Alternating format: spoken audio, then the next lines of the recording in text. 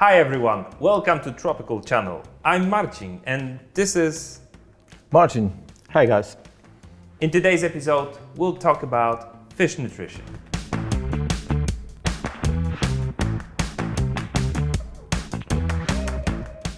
If you're watching this video, then probably you've been wondering, how should I feed my fish? Marcin? Yeah, that's a good question, but actually before I give you an answer, I have to ask another one. What do the fish eat in nature? Well, yeah, you're right. Aquarium diet should somehow reflect what the fish eat in their natural environment. This is the only way to keep them healthy. So, what do fish eat in the wild? Yeah, they eat crustaceans, mollusks, adult insects, larvae, plants, algae. So everything they can find in nature. Like detritus. Yeah, detritus. Detritus is a sediment deposited at the bottom of lakes, ponds. Basically, it's an organic matter along with living like protozoans, fungi, and some inverts. Yep. That's one of the part of the diet for, let's say, discus during the dry season. And speaking about difficult words, I would also mention periphyton. Periphyton. Yep. I love that word. Well, basically in aquarium we have a lot of examples of periphyton eaters, like Mbuna group from Lake Malawi or Tropheus from Tanganyika. Periphyton, these are groups of organisms like algae, fungi, protozoa, bacteria, which cover rocks, roots, logs, and everything that's beneath the water surface long enough to be a space for living for those organisms. Yeah, there's one conclusion. If we want to buy some fish, we have to know what they eat in nature. I understand that in reality, this issue is a bit more complex. I guess there are some differences between what the fish eats depending on the season or on their age. I assume that there are no strict boundaries between being an omnivore, herbivore or carnivore. Yeah, you are right, but this division it's only a big simplification, but it's very useful for the aquarists. So before buying a fish, do the research.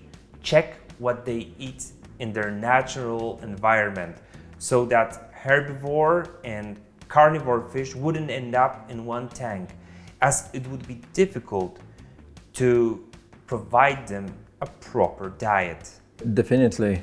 I doubt we'll be able to convince herbivore to do not touch food for omnivores.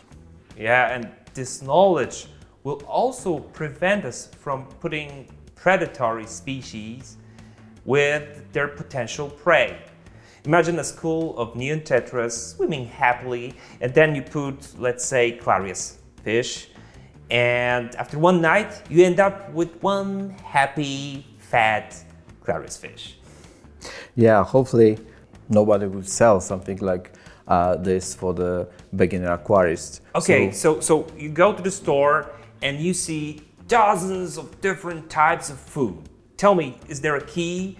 Where should I, choose one of these?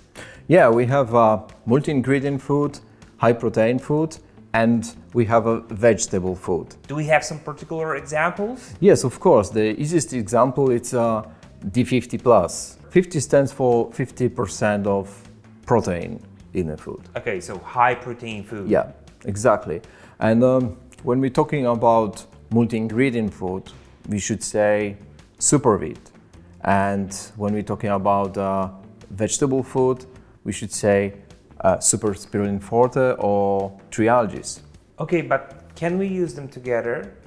Sure, but we have to be sure that our fish can eat this. We can mix it for the omnivorous and carnivorous fish.